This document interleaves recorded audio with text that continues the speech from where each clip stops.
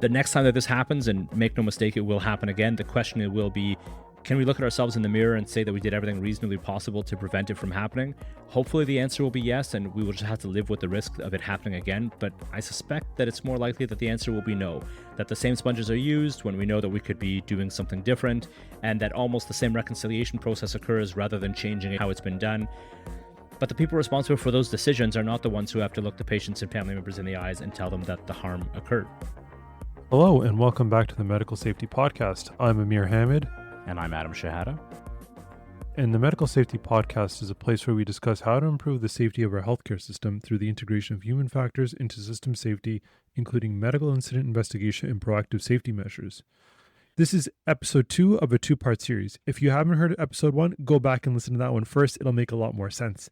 In our previous episode, we discussed the UK's Health Services Safety Investigations Body, or HSSIB, which is an aviation-style body that investigates medical incidents and publishes the findings and recommendations for making the healthcare system safer. In particular, we talked about the reference case where a woman named Helen had to have 2 additional surgeries to remove retained swabs or sponges. We discussed the HSIB's investigation into that specific event and then the review of 31 similar unintentional retained sponge cases. The investigation looked into the factors that affected the barriers in place, such as the count or reconciliation of sponges, the visibility of sponges used in invasive procedures, the visibility of sponges on X-ray, as well as the human factors involved. So this is, again, part 2.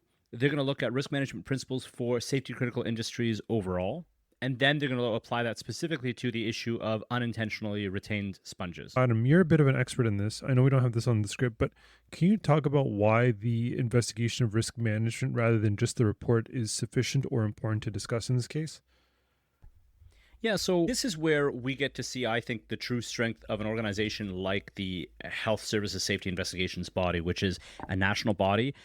I think this is where they really depart from what has previously been done in healthcare. We've talked before on this podcast about morbidity and mortality, which is sort of a local, what they would call a local investigation in a lot of the UK parlance. And Amir and I talked a little bit last time about, well, what if this had been a local investigation at one of our hospitals or anywhere? And we probably would have been looking at local factors. However, we get a chance with the HSIB report to look not just at the healthcare industry writ large, but also we get to compare what is done in other high-risk or safety-critical industries like oil and gas, nuclear power, aviation, etc. And this is not a new domain. I mean, people have been doing this for a long time. People have been pulling these factors together. And so we can look at risk management principles overall, and we can do things from first principles and then come at things from that area.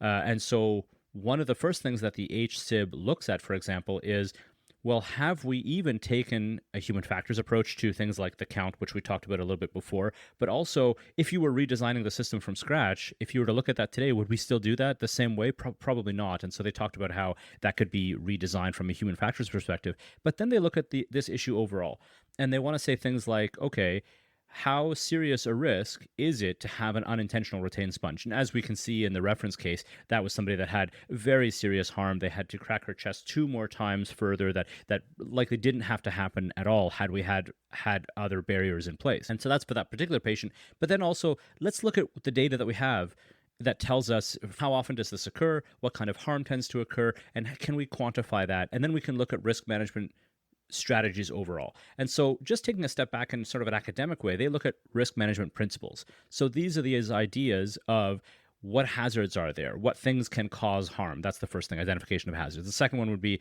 assessing the risks. In other words, the likelihood of the hazards that we've already identified now in step 1 causing harm, and then how much harm would be caused by that. The third thing would be what risk controls can we put in place. The fourth thing would be documenting the management of decisions that goes around them. And then the fifth thing would be reviewing the risk controls. And that's sort of a cycle that we go through in terms of risk management. And we put a lot of academic language around this, but these are things that we generally do when we're managing any risk. But when we put that framework, we can then see where the weaknesses might be and where we can then strengthen those weaknesses for any approach. And that's why we have that language. Again, we talked about that language being necessary in order to talk about how best to optimize and manage risk and so on. Did that answer your question, Amir? Totally. in our first episode, the report did a very good job, I think, at elucidating some causes specific to Hallen's case as to why the retained sponges were present and why the multiple OR takebacks were needed. I think in the context of risk management, in the second part of the report, you get a little bit more of a 1,000-meter back, kilometer high view, whatever language you want to use. It's saying, hey, you know what? What specifics about this environment may have contributed? Not necessarily what happened in this one case, where were the sponges or swabs. If you're the patient who has to go back to the operating room for a second or third or heaven forbid, fourth or fifth time for these things, it's obviously very traumatic. But from a systems level perspective, how much are interventions worth? So actually, I'm gonna mention something that you had mentioned in the past, Amir, and I hear this with a lot of people that are safety conscious like you are, but then worry about things like cost and so on. And I think it is an important balancing. We can have almost as much safety as we really want, but is it affordable is always a question that comes up. And I think the important part is, when do we consider whether it's affordable? And I think my big complaint with a lot of people that I talk to in the healthcare system, particularly in Canada, is they'll say, well, we can't do things like aviation, or we can't do things like other, because socialized medicine means that we all pay for it and we can't just raise our ticket prices. And we talked to Captain Mike Schuster, who said, well, even in aviation, that's actually not how things are done, right? Cost is a significant factor on how people choose their flights. And obviously the safest thing to do is put airplanes in the hangar and never fly them, and that's how we get safety down to zero, or risk down to zero. So that's not even an appropriate lens. But my big issue with a lot of people that I talk to in the healthcare system will say, well, we can't consider X because we can't afford it. Well, you haven't done the risk analysis, right? And I mean, there is a time and a place at which you need to do that. And this is the time and place. So notice where the HSIB put this in. They had a reference event, which we talked about the importance of in the first part. They had the key findings for that particular surgery, but also for other surgeries that they considered. And then they talk about specific steps and specific findings. And now they talk about risk management. And included in that risk management is, well, how low can we get this? Is zero reasonable? And it's not. And we'll talk about that in a second. But also then, this is when you bring in cost.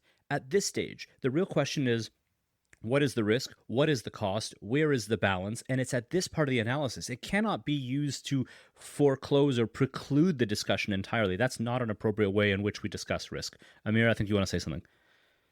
But I think specifically with regards to the risk management, and as we'll see in this report, they actually go through and do the math to demonstrate, is it worth it, is it not? And they incorporate that into their final analysis and claim. So it's not, I don't necessarily ascribe to an ounce of prevention is worth a pound of cure. I think that's a very lackadaisical way of actually analyzing the cost of.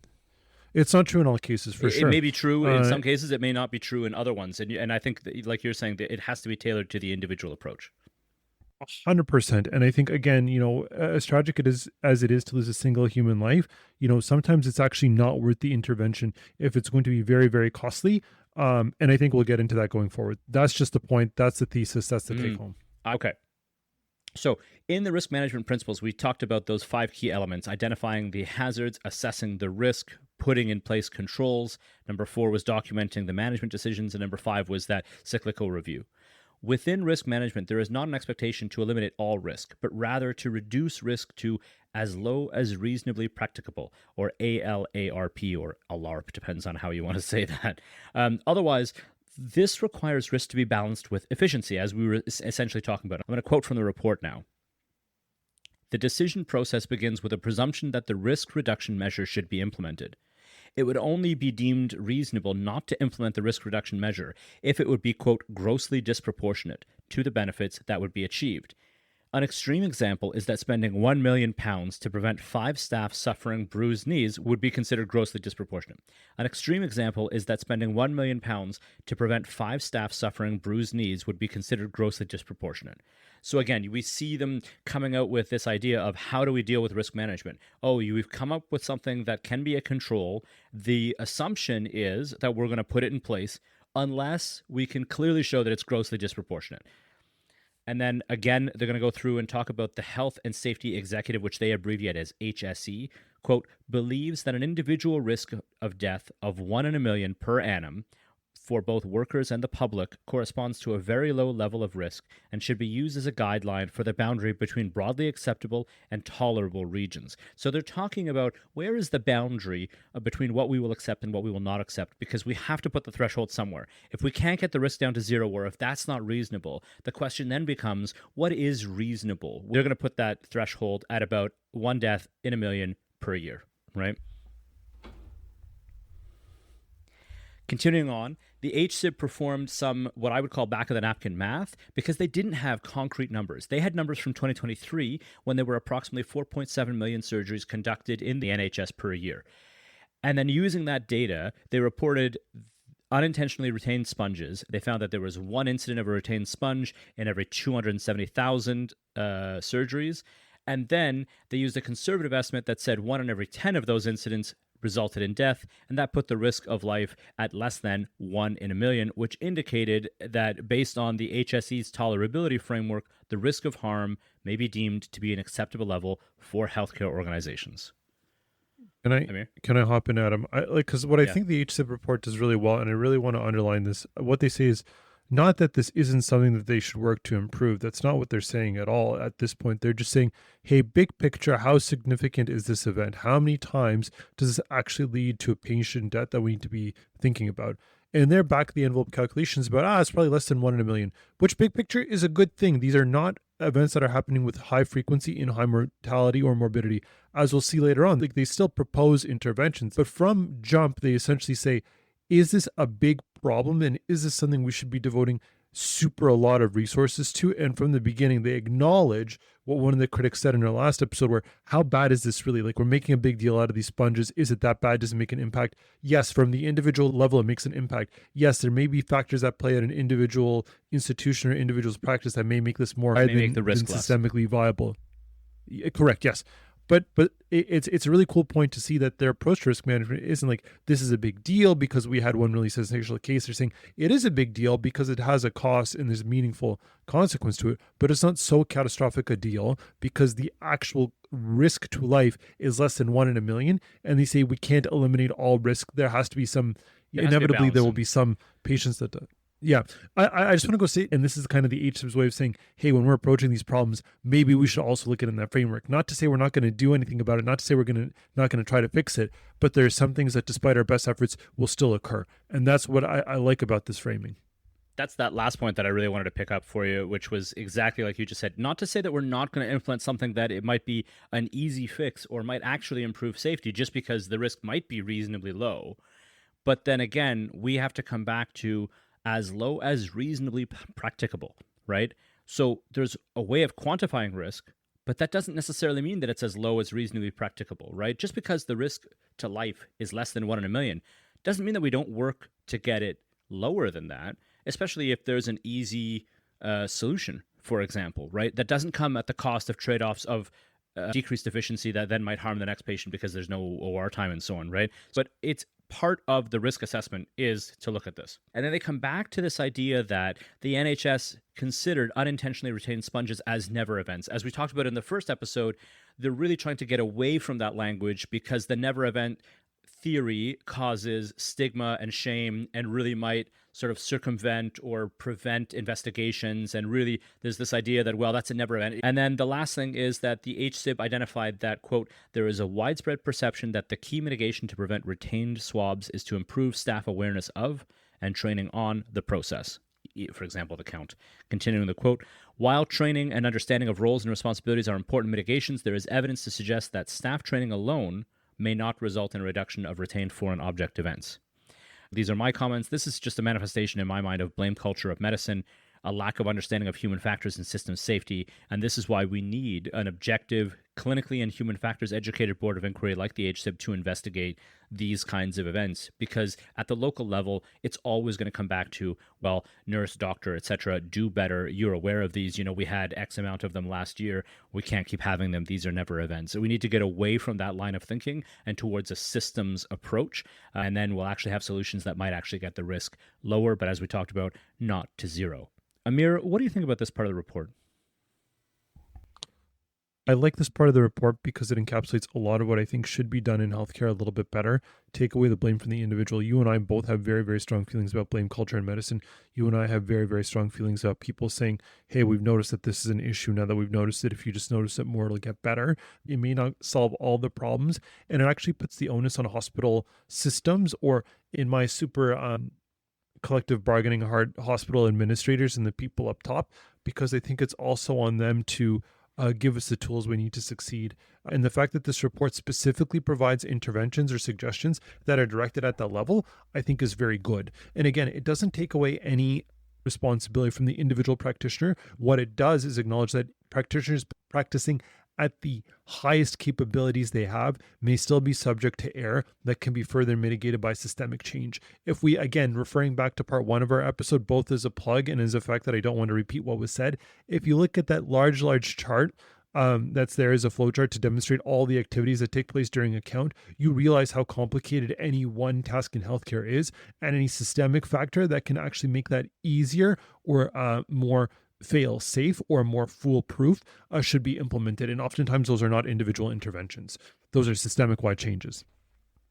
And to come back to the other diagram we looked at part 1 was the hierarchy of safety intervention effectiveness, which basically just said what Amir was saying in a slightly different way, which is, yes, we can be vigilant, but vigilance only carries you so far, and those people-focused approaches are the weakest link. And in fact, if we can redesign the system, and Amir is going to talk a little bit about some of those and some of the recommendations, we're going to be far better off. So when Amir talks about the administrators and who's procuring and who's purchasing these things, those are the interventions that are going to be far, far more effective than the people at the sharp end.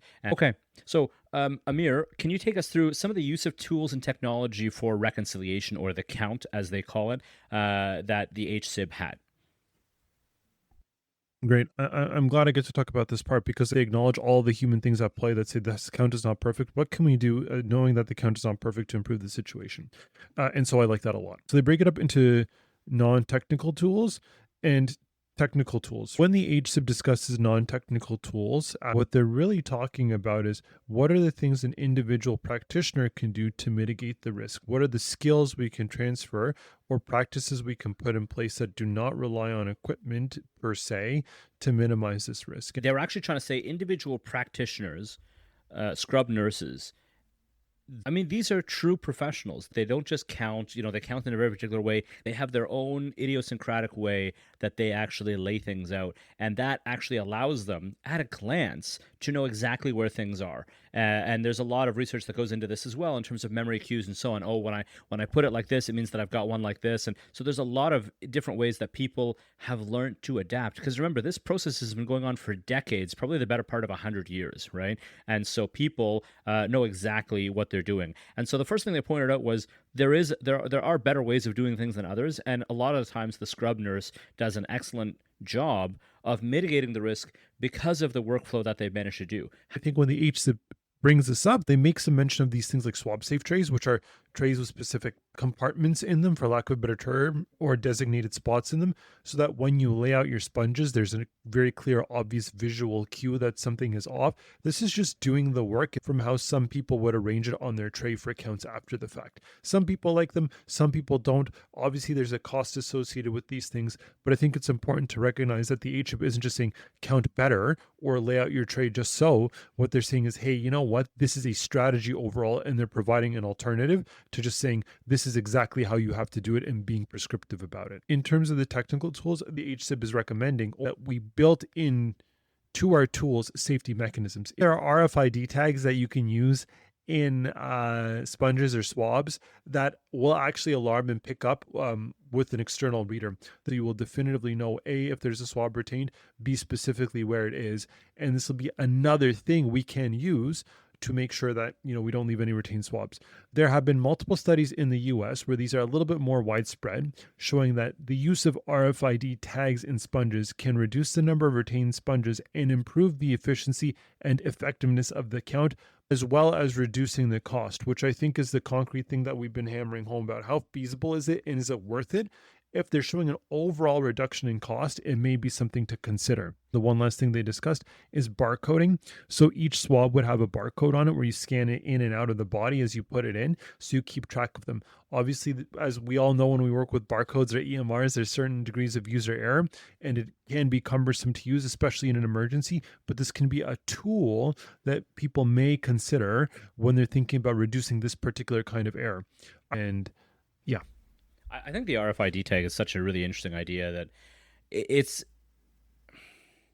I think it's a really interesting idea because if you were redesigning the system from scratch today, I think we would all just use this. They're not that hard to implement. And then, of course, now we have the actual evidence that it will actually not just improve the count, which we have good reason to want to improve, but also that it'll actually improve OR times and OR efficiency, which is another improvement.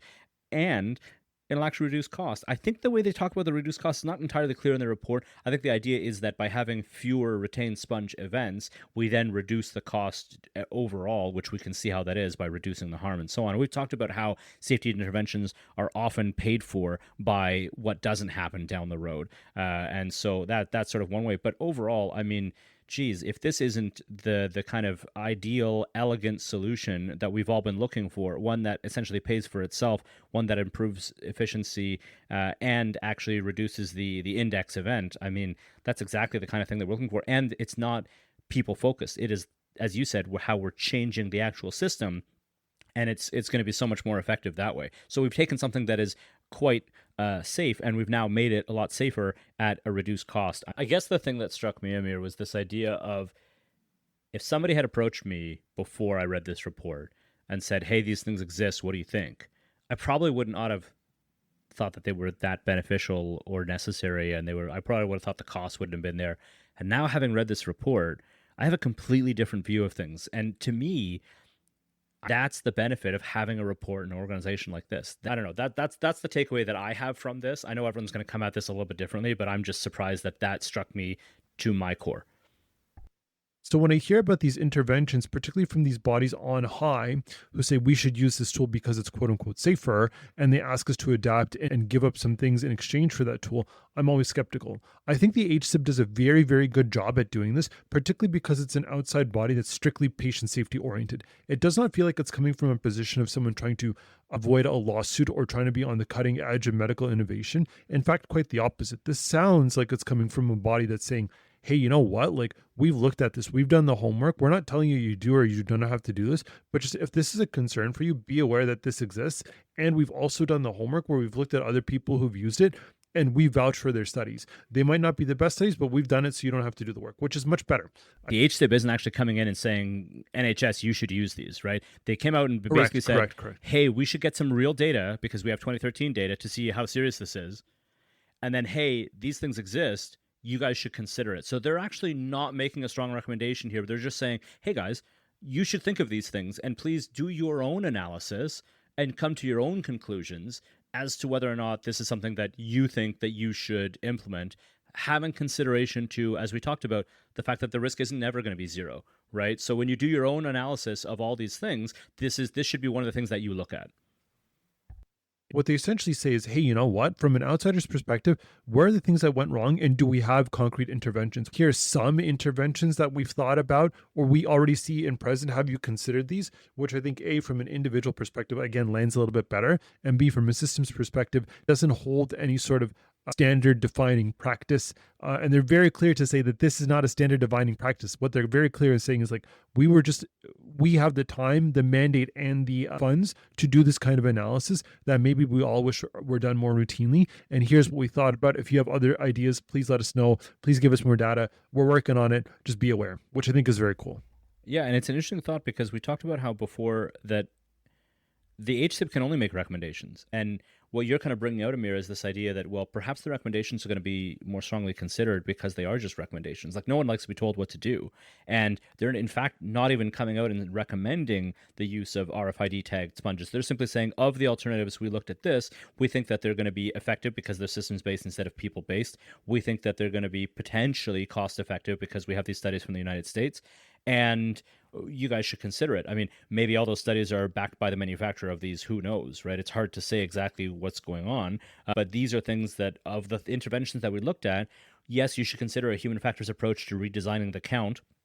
Yes, you should consider the systems-based approaches of the redesigned sponges and so on. And then you, NHS, come to your own conclusions based on your analysis. And it's going to be an iterative process where clearly at some point they're going to have more retained sponges. And maybe at some point in the future, they'll do another report and they'll be able to look at what changes have been made since then. Maybe that's 10 years from now. But I think that's the dialogue, that's the back and forth from the HSIB to the profession and back. I just like the fact that they even have the dialogue in the first place because we don't have anything like that here. Say less, as the kids say. And I think a part of that is because there also is no accountability framework for what systemic improvements could be done but aren't. And it's only at this level that we really see that. And so really, it's only now in this era, in 2026, where we have an organization like HSIB, which again, we don't have here in Canada, where someone can finally potentially look at this, 10 years from now and go, well, we've known about this tool that is available, whether it's RFID tag or whatever it happens to be, and no one has adopted them, and yet we still have these things, and we don't think the risk is down as low as reasonably practicable, right? So we now may be starting to have some accountability frameworks. And maybe we'll see a shift at the hospital level or the national level or whichever, where we might start to say, well, the standard for a hospital is to have this kind of equipment, right? And so now the tools with which the practitioners are using may become a little bit more standardized from hospital to hospital as compared to what it is right now. The technology could reduce other patient safety concerns while also supporting productivity and efficiency in healthcare. I know that's a lot, so why don't we take a quick break, and then we'll, when we return, we'll see what the HSIB actually recommended concretely in addition to the findings they had. All right, and we're back. Turning now to how the HSIB's recommendations to try to prevent unintentionally retained sponges. I'm going to quote from the report here. The HSIB recommends that the Center for Perioperative Care and Association for Perioperative Practice continue to work together with other key stakeholders to review, amend, and embed the process and standards for the reconciliation of swabs, ensuring it is robust. This review should utilize human factors expertise and user-centered design principles to reduce the risk of retained swabs to as low as reasonably practicable. Any changes to either organization's processes should consider potential unintended consequences and the influence on other safety-critical tasks and include consideration of professional roles and responsibilities in relation to swab reconciliation.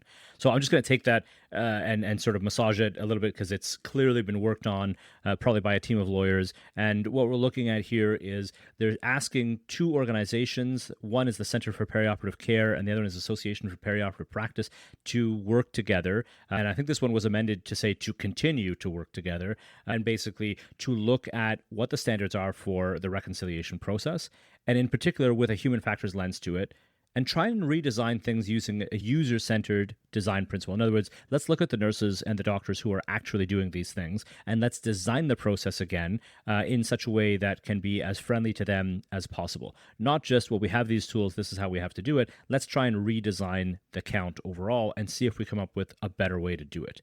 And then, of course, they talk about specifically the risk should be as low as reasonably practicable. We've heard that language before. And then they talk about how to try to avoid other potential unintended consequences. So that was their first recommendation. The second recommendation was that the HSIB recommends that the NHS England develop a framework to assess whether risks, such as retained swabs, are reduced to an acceptable level. This will allow organizations to develop their risk strategies and document their risk acceptance criteria and tolerance. So that recommendation that I just read out was amended. It was originally published with the final report in 2024. I believe it was April 2024. And then in October of 2024, it was actually updated. So the initial language talked about for the NHS to develop a framework to assess risk to have been reduced to as low as reasonably practicable. And then in the updated one, it just says to assess whether the risks are reduced to an acceptable level. So I would love to know why the change in language there. It does seem to indicate perhaps not a reluctance, but some idea that there is a different conception of how risk management should be approached when it comes to the NHS. The third recommendation that I wanted to focus on for this was that the HSIB recommends that the National Institute for Health and Care Research assess the priority and feasibility of commissioning research to review the viability of implementing technology that could support reducing the risk of retained swabs. The review should balance patient safety, costs, benefits, design, implementation, and the various ways in which the technology could be used to reduce other patient safety concerns to as low as reasonably practicable. Again, we see that language to as low as reasonably practicable, and they're talking about further research to look at technology that may reduce these events. Can I hop in, Adam? Yeah. These are things that, although I've read before, once I hear them and read them again, they are kind of framed in a different light. So to make sure I'm following you and understanding these recommendations, recommendation 1 is saying that perhaps from a national or governing body perspective, we should actually figure out ways of making the count a little bit better from a systems perspective. And the idea isn't that it's just better from a systems perspective, is that we should think about, hey, even if we have all these recommendations on how to do the count, is that really impacting other safety critical tasks, other key features of an operating room or its flow? Is the actual interventions worth the cost that they pose on the technical proficiency or the flows of our system at critical times? The second one is kind of saying, why don't we have a national body actually go out and take a look and say, have we done everything we can? What is the actual acceptable level? Can we set a target that is both realistic and practical from a national level to say, are we working towards a shared goal? Are we all on the same page as to what we should do about this? And not just have some individual hospitals or provinces decide, but have somebody on high that has some real clout and can actually set a standard, make that call. The third thing, which I argue should probably be the first, but it's okay.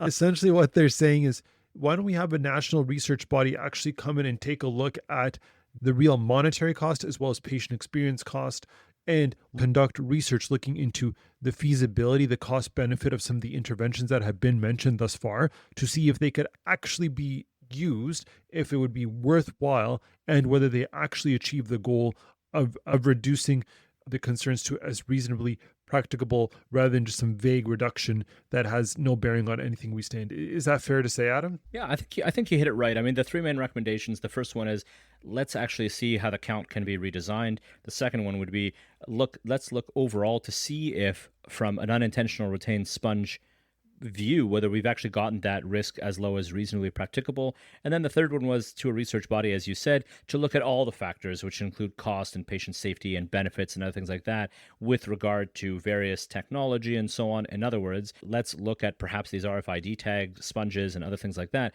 to see what else can come out of it. I would love for them to be a little bit more concrete. I think that's just me coming from my aviation background, where we see sometimes a very concrete, we recommend industry do X, engine manufacturers do Y. We recommend this kind of training. It's very directive, very specific. This is a lot more broad, and who knows whether it's going to stay that way. The HSIB is a new body. Maybe it stays that way. We have to give the HSIB a bit of time to find their legs, but I have to say, I was quite impressed with the depth and breadth of this report, with the level of investigation that they had, with the very specific analysis of various tasks, and then with this idea of saying, well, the high yield things are the system changes, and they looked at very specific interventions. My criticism of the lack of discussion of OR recorders notwithstanding, and these perhaps what I would say a little bit vague recommendations here, overall, I mean, they really, in my view, knocked it out of the park with this. Coming from a different perspective than you are, Adam, I don't see a lot of these reports. It was never part of my training, never part of my education, never part of anything I've done up until we really started this podcast. I think it's a very useful tool. And so when you say this is a great report, to me, this is an average report, and I hope all of them continue to have this kind of... Let's put it this way. I mean, you said you have nothing to compare it to. I remember the previous iteration of the HSIB before they were independent. And actually, when I looked at the vaginal swabs report that they had, it's a legacy report. It is not nearly so in-depth, right? And the main takeaway that I had from that report was the diagram of the hierarchy of hazard control for vaginal swabs, showing that the most effective method was to redesign the sponges. But let me tell you, it was not nearly as in-depth as this report.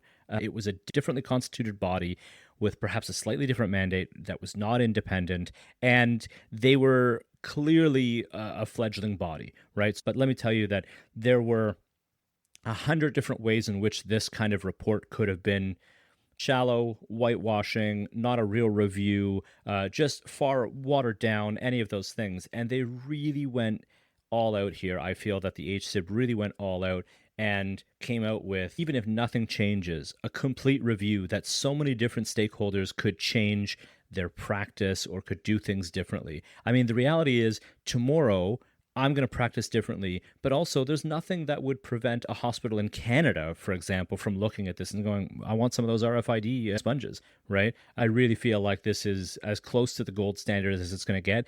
Not to say that it couldn't get better, but I do think that this was the one in a million kind of, we wish that we had this in so many different places because we And would be Adam, so much I just want to further ahead. riff on what you said when you're like, hey, this is they could have pulled punches on this report. I think the first time I read it and went through with it, I thought they actually pulled a lot of punches. I'm like, well, you didn't actually tell me what happened in the operating room. You didn't explain why these sponges were missed, right? Like, and I know that they said at the outset it's very hard to do. We don't have all the data, but I'm like, no. I want to know what I can do next time specifically so that this doesn't happen to me or happen in my OR. And I think that is a very common theme we would hear from our listeners. I bet you a lot of the responses we get from this are going to be like, yeah, man, like this report was watered down because it didn't tell me who messed up or why there was a sponge. You know, in the defense of this report, that's not its job. The report is saying, even if we identified one or two things and we could concretely blame what happened on one or two specific parts of this whole OR, they did a broader look. So they're saying we're looking at other operating rooms and other events at the same time. We're just not talking about them. And secondly, what they're acknowledging is, even if we accepted that there was one or two specific flaws that led to Helen's case having a retained sponge, we have identified numerous other ways that in this case we might have had an error, which is what I think the real power of this report is. It doesn't chicken out and just say we found one or two reasons why this happened, those are the things that need to change. It actually goes a step further and says these are all the flaws we had, even though it worked well this time, these are the things you need to do better for next time. I acknowledge and I reflect some of the maybe frustration that our listeners would have or other readers of this report have, where they say, well, what happened in Helen's case? I need to know. But that's not the point. The point is to say Helen's case could have been any other case. We're just using it as an example to illustrate just how dramatic the actual cost of these things could be. And the report does a very good job at saying, even if this one or two thing happened in Helen's case, like these are all the things we need to work on. It's so interesting, Amir, to hear you say that, because I think it just highlights the different perspectives that you and I have on the same events, right? And I think this comes back to something that you were saying in the first part, which is there is a risk that if we implement these OR black boxes and this technology to audio video record, that somebody will have that mindset. As you said, you imagine that some people in the public are going to read this and say you didn't point the finger of blame or what have you, and that's what we were kind of looking for. That's not the point of this, and nor would it be the point of the audio video recording, but there's this tendency, this temptation, especially in healthcare, where we do have that blame-centric model to go and say, that's it, it's Dr. Shahada, it was him in the library with the candlestick kind of thing. That's not the purpose of this, right? And I think HSIB really understood their mandate to look at this, and they name it several times. There is a tendency to blame specifically nurses, scrub nurses, when the count is off, right? And then there's a tendency to ignore them. And so they have the responsibility, but not necessarily the power to make it right. And then at a local investigation level, all the focus is again on the people-focused things because that's all that they can focus on. But we have the opportunity here to look at the broader thing and say, okay, well, we can make the system safer. Because as James Reason tells us, the errors are a part of the human condition. We can't change that, but we can change the working conditions. We can change the sponges. We can change how things are done. And we can't expect people to be perfect because that's what we've been expecting to date. And what the risk management principles will tell us is that nurses are almost perfect, right? As far as we know, we've gotten them to as close as we probably can. Using the tools that we have, we can get better tools and we can do things differently. So it's kind of like the idea that you and I have talked about, the fact that I think a lot of doctors are worried about disclosing error because they're worried about litigation, that are worried about people, how they're going to take the idea that the doctor is infallible. And you and I have discussed before about how most people just want to know what happened, and they want to know that it's not going to happen, or at least some steps are taken so that it hopefully won't happen again. And I honestly think because the public has 50, 60 years of these kinds of aviation style reports, I think most people would look at this kind of report and go, oh yeah, they're trying to actually make the system better. I don't give a lot of credence to this idea that, well, never events mean that if we take that language away, people are going to be worried to come into the operating room. First of all, none of us has a choice generally when we go into surgery. It doesn't really matter the language. And I think deep down people know it doesn't matter the language that we're going to call things. It matters that we're all working towards making things safer. And I give the public a little bit more credit than some things about changing the language around them. Well said. Those are just No my thoughts comments. on that. Okay, are you gonna talk about the observation? Or are we going to talk about them?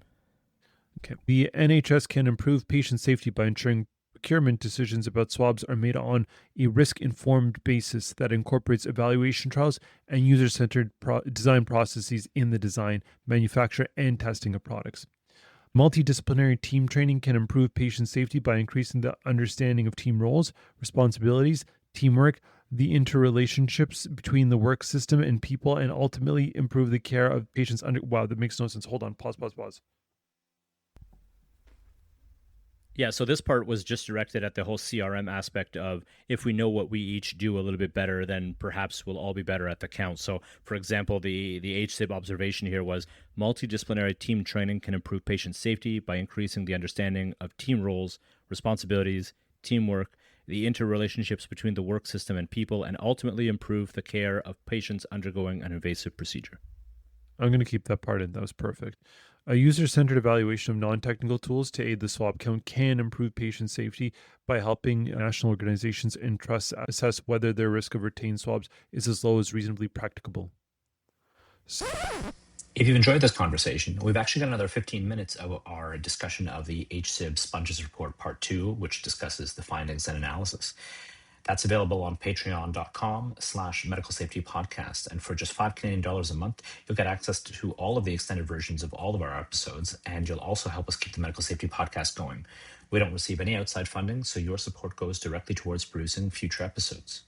You can find the link to our Patreon in the show notes, or just go to patreon.com/medical safety podcast. Thanks for helping us keep these important conversations going. And now back to the rest of our free content. So, Amir, from here, I'm just going to summarize the key points overall. The count works most of the time. However, an analysis of the risks and whether or not that's been reduced to an acceptable level has not been conducted. And while retained sponges are considered a never event, the language should be reconsidered, as we talked about. That the traditional response at the local level to retained sponge errors places the burden most of the time on the people at the front end, specifically nurses, that this response is inadequate as people-focused solutions are the least effective intervention, as we saw in that hierarchy. The question of who has, quote, responsibility for the count, nurses versus surgeon, is better framed as how can the team perform better to make the count as effective as reasonably possible. The investigators found many nurses did not feel empowered to ask surgeons to clearly announce when sponges were used and removed. There were also findings that nurses were ignored when they expressed concerns about count discrepancies. We talked before in the last part about how, to me, this is similar to some aviation accidents that we've seen where pilots are heard on the cockpit voice recorder being very lax with their SOPs. Continuing with the key points, I think it's ensuring that all parties adapt a more robust communication style. Surgeons have to call out just as pilots do. That could be one way. And then a redesign we saw of the sponges themselves would be the most effective way to prevent unintentional retained sponges. We talked about working at the system level as opposed to working at the human or people-focused level. The HSIB said more research with a human factors analysis was recommended in order to determine whether or not the current barriers, i.e. the count, the current sponges that are being used, are sufficient to mitigate the risk of unintentionally retained sponges to an acceptable level. As these are relatively rare events, it may be that the current methods are sufficient. With that said, there's still value in this report in that we can all learn to be more vigilant, and while vigilance isn't the strongest barrier, it is one barrier. And then I mentioned the fact that notably absent in this report was any discussion of recording devices to provide better evidence to support future investigations. And had that been present, perhaps the finding that they couldn't determine what happened in Helen's specific case would be different, right? And then the HSIB also recognized that given the level of evidence, there may be other factors that they just couldn't uncover in this investigation that may affect this overall. So aside from that lack of consideration of recording devices, which is a serious weakness in my view, the style, the level of investigation was exactly what I was hoping it would be. We see an actual attempt to determine how the work is actually performed by frontline workers. We see a human factors analysis of those factors that are affecting their specific work. We see an analysis of the defenses in depth, i.e. the count isn't the only barrier that had to fail. We see a system safety analysis with a comparison of how local investigation differs from a wider system investigation, and we even get recommendations for the regulator to consider how cost-cutting efforts may be affecting patient safety, and for the regulator to consider reclassifying never events in order to foster a reporting culture and a human factors analysis of medical incidents going forward. What remains to be seen from this is whether or not there's going to be any meaningful change. As we talked about, these are only recommendations. They really can't mandate anything. As Amir mentioned, that it may actually be a strength and not a weakness. And that's similar for any of these investigatory boards, including in aviation.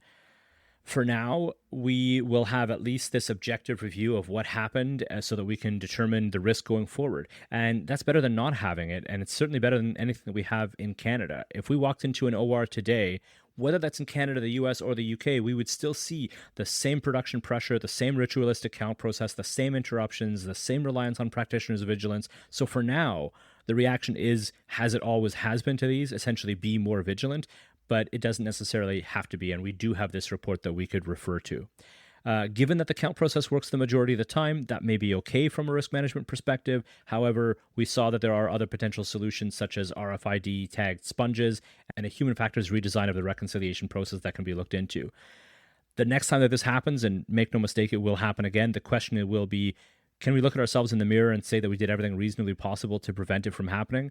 Hopefully the answer will be yes, and we will just have to live with the risk of it happening again. But I suspect that it's more likely that the answer will be no, that the same sponges are used when we know that we could be doing something different, and that almost the same reconciliation process occurs rather than changing how it's been done.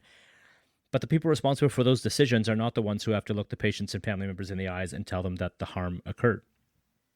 Amir, would you like the final word on this report before we go to our usual outro? I think this report does a very good job at demonstrating the efficacy of the HSIB. It really showed me that we can have these kind of investigations in medicine, and there are people working to have these investigations in medicine. And I think that is very powerful. Starting this podcast, we had initially kind of talked about, wouldn't it be great if we had an aviation style investigatory body in medicine? And lo and behold, we do. And through this work, particularly in this report and recent episodes, it showed me that A, it's effective, B, it does what I want it to do, and C, there are other people who are safety minded like us. And so this just reaffirms or encourages me to keep doing this work and keep looking at reports put out by the HSIB and keep supporting their work, and hopefully have speakers from the HSIB on in the future so we can learn from them. How do we integrate these things both locally? How do we integrate them systemically? How do we do the work that they're doing there over here and translate it into our language and our practice? Well put. Well put. Okay, let's talk about the safety intervention worth mentioning. I'm just going to briefly mention the RFID tag sponges, which you can go to the report, and again, we're going to have all this in our show notes. You can see the discussion above. I don't think we need to belabor the point there. I was quite surprised to find that there are studies. Again, we don't know who's paid for these studies. Who knows if it's the manufacturer of them, but there are at least some studies out there that suggest that the use in the USA has led to lower costs, more efficient use of OR time, and of course, fewer retained sponge events. In terms of who can do what tomorrow, we talked last time about how the government and policymakers could pass legislation to protect recordings conducted for safety reviews, and that would pave the way for black boxes and inform medical culture. We're going to go specifically now and talk about some of the other things that the HSIB talked about here that can be broadly applicable to Canadian healthcare as well. So, for example, the regulator can enact proactive safety measures where safety critical issues like retained sponges are considered proactively before one of these critical events occurs, and they can ask and do an analysis to determine whether or not that risk is as low as reasonably practicable, as we saw. And then, of course, to the degree that we use never event terminology, we should really not be using that for the reasons that we talked about. That's at the regulator level. At the hospital CEO level, some hospitals have considered OR black boxes. And so, for example, Sick Kids Hospital in Toronto has OR black boxes that they use. There are other hospitals in the area that have them. For department heads, they could consider RFID tag sponges and pay for them from the cost saved from patients that aren't harmed. As the hierarchy of intervention effectiveness shows us, those system level changes are far more effective than asking the frontline staff to be more vigilant. And then on a practitioner level, we're really left with those people-focused approaches, which is to be a little bit more vigilant, to have some humility, to listen to our colleagues, to respect the count, to think outside the box. And we talked about this in the first episode where they took x-rays and they really weren't looking for a retained sponge, so they didn't interpret the haziness in that part of the x-ray as the potential retained sponge. That's essentially it for who can do what tomorrow. Amir, should we go on to the random recommendations part? Let's do it. Okay. So what do you have? I'll start. Do gardening. And I specifically say gardening and not yard work. I think they're very different. We know time outside is great. It's better for your mental health. It's better for burnout. We've talked about it before. I think there's some evidence. I seem to recall from one of our wellness lectures or modules way back in the day that like actually putting effort into a project that grows and can develop is very, very rewarding and very, very satisfying. And it's very low stakes. I know not everyone has access to a garden. You might live in an apartment. You might live in a place that's just inhospitable to plants. You might just be bad at taking care of plants, but get something alive and living and try to take care of it. If you're a medical resident or a medical student, it's not hard to get an orchid and put a couple of ice cubes there all the time. I have a number of plants. It's just spring when we're recording this now. Sometimes it sucks to do yard work, but it's very rewarding to do gardening when you see something, literal fruits of your labor sometimes. I like your practical approach to that with the ice cubes. That's a good one. Yeah, there's a lot of happiness research that actually, in a previous life, I did a lot of sort of subjective well-being happiness research and that sort of thing. There is actually a lot of evidence that says these sort of slower will improve your happiness far more than the other, faster, let's go in a race car, let's go in a powerboat, that sort of thing. So yeah, and as you talked about the fresh air for sure.